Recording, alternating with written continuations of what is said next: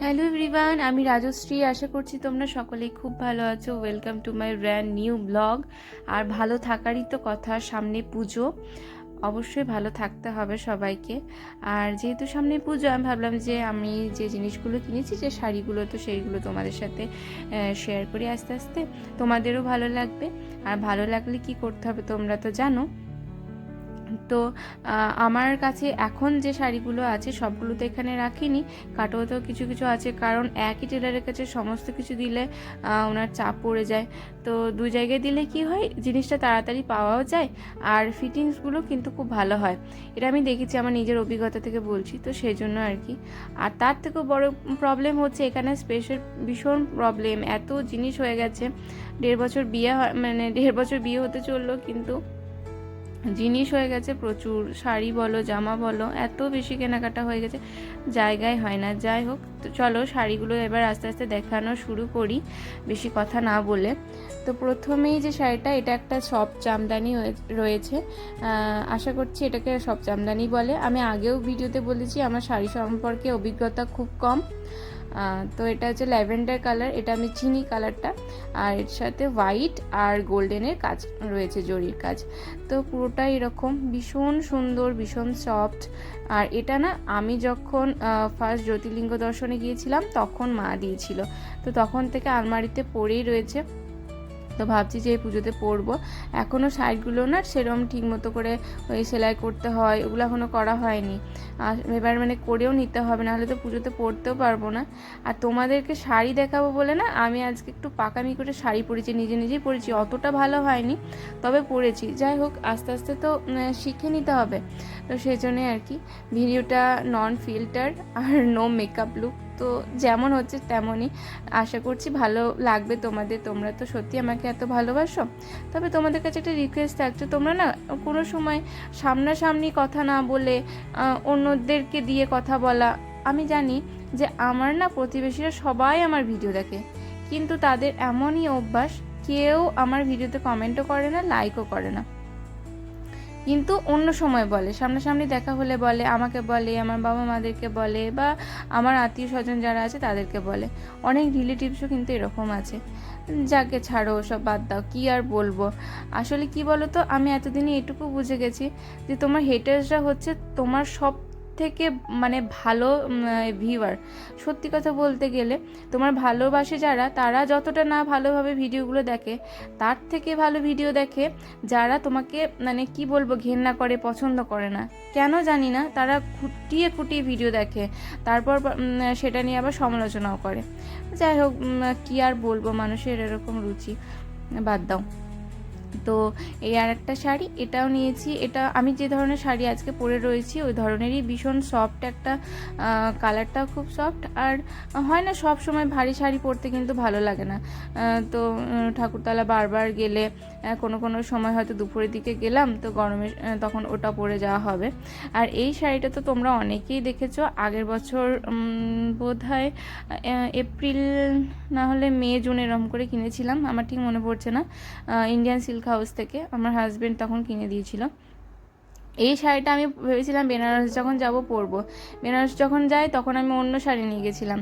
আসলে কি হয়, ভালো ইভেন্টের খোঁজ থাকে আমার সব সময়, যে যখন একটা ভালো কিছু আসবে, ভালো ওকেশন আসবে, তখন পরবো। সেই ভালো ওকেশন এসে চলে যায় না, আস্তে আস্তে আমার শাড়ি পরেই থাকে আলমারির ভিতরে। আর সত্যি কথা বলতে গেলে আমার শাড়ি পরতে সেরকম কোনো নেই, আমার হাজবেন্ড বের করে করে দেয়। শুধু কি বলবো, শাড়ি নয়, যে কোনো জিনিসই আমি সব সময় একটা মানে আশায় থাকি যে ভালো কিছু একটা আসবে, সে ভালো কিছুটা চলে যায় এসে, কারণ সেটার জন্য তো সঙ্গে সঙ্গে জিনিস কিনি, তো সেটা আর পড়াই হয় না। যাই হোক, এটারও ব্লাউজ আমি কাটানো হয়ে গেছে, এবার ভাবছি পুজোতে পরবো।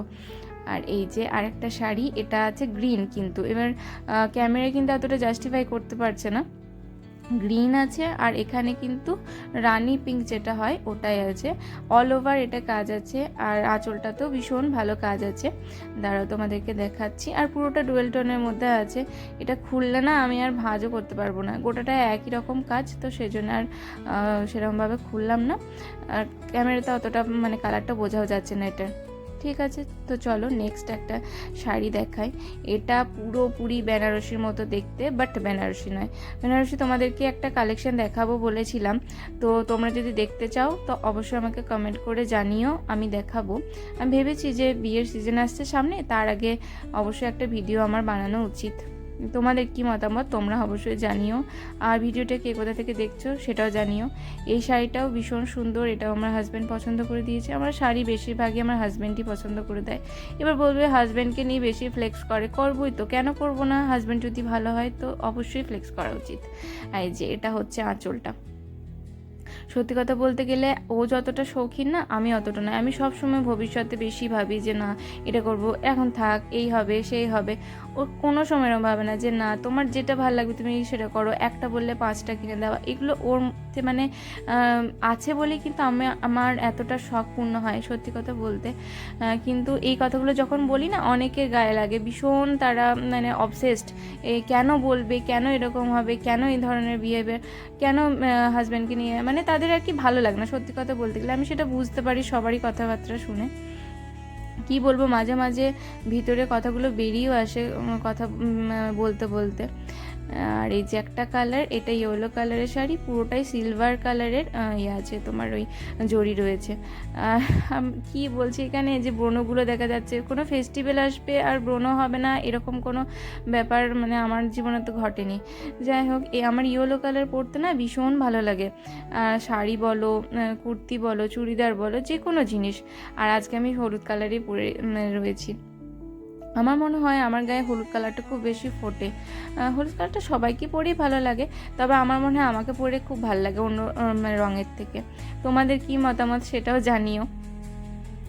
আর সামনে যেহেতু পুজোর পরে বিয়ে আসছে, অনেক বিয়ে ইনভিটেশন পাওয়া যাবে, তো ভাবলাম যে এই শাড়িটা কিনে রাখি, কারো গায়ে হলুদে এটা পরবো, দেখি কটা ইনভিটেশন পাই এবার। আর এই যে অল ওভার এরকমই আছে, তো আর খুলে দেখালাম না, এই যে পুরোটাই দেখানো হয়ে গেল। আর তারপর যে শাড়িটা দেখাচ্ছি এটা আমাকে আমার মা দিয়েছে এবছরই পুজোতে। এটা ওই রামা ব্লু এই ধরনের কালার আছে, আর সঙ্গে গোল্ডেন জড়ি আছে, কালারটা পিঙ্ক আছে। আঁচলটা এটা ভীষণ সুন্দর, আমি একবার খুলে দেখাই, না হলে বুঝতে পারবে না। 1 মিনিট। তো আমি কি করেছিলাম, প্রথমে না লাইভ ভিডিও বানিয়েছিলাম, তো পাড়াতে একটা ফাংশন আছে চলছিল যেহেতু, তো সেই জন্য আর কথাগুলো কিচ্ছু বোঝা যাচ্ছিল না। তো ভাবলাম যে আবার একটু ভয়েস ওভার করে দিই, নাহলে তো বোঝা যাচ্ছে না সেরকম কথা। আর এখন আর সবাই পুজোর সিরিজ বানাচ্ছে, আমার তো বানানোই হচ্ছে না আসলে, মানে ফোনটা সেরকমভাবে আর সাথ দিচ্ছে না। আগে যেরকমভাবে ভিডিও কোয়ালিটি হতো এখন কিন্তু সেরকমভাবে নেই, অনেক বছর হয়েও গেল, 4-5 বছর, তো সেজন্যই আর কি হবে। এই শাড়িটা তোমাদেরকে তো একদিন একটা শর্টে দেখিয়েছিলাম, তো সেটারই ব্লাউজ কাটাবো বলেছিলাম, কাটিয়েও নিয়েছি। এই যে আমার সমস্ত ব্লাউজগুলো কিন্তু একই রকমই হয়, আমি পিঠ কাটা এসব তো পরি না, আর সমস্তগুলো গ্লাস হাতায় পরি, তো একই রকম। কেউ দিলে পরি, ভালো লাগে, ঠিক আছে, কিন্তু নিজে না কাটায় না, এমনি আমার বেশি মনে হয় যে আমাকে বেশি ভালো লাগে। আজকের জন্য এতটুকুই, সবাই খুব ভালো থাকবে, আর ভিডিওটা কেমন লাগলো সেটা অবশ্যই কমেন্ট করে জানিও। Thank you for watching this full video. Bye bye and love you.